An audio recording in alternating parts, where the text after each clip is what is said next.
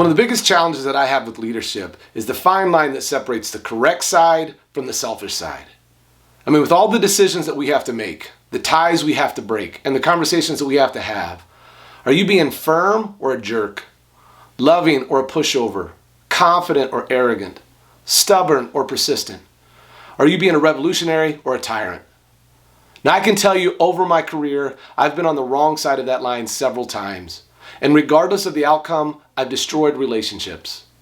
As a young coach attempting to establish his culture, I arrogantly reacted to my players' parents and created some of the most stressful situations of my life.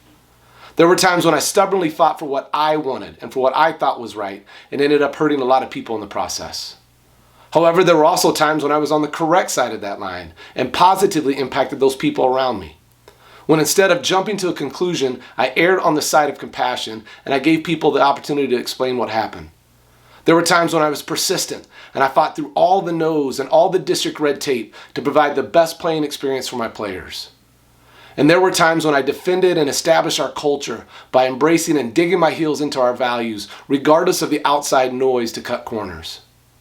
And what I realized is in these situations, when I was selfish, when I fought for what I wanted and for what I thought was right, I quickly fell to the wrong side of that line and became arrogant, became stubborn, became a tyrant.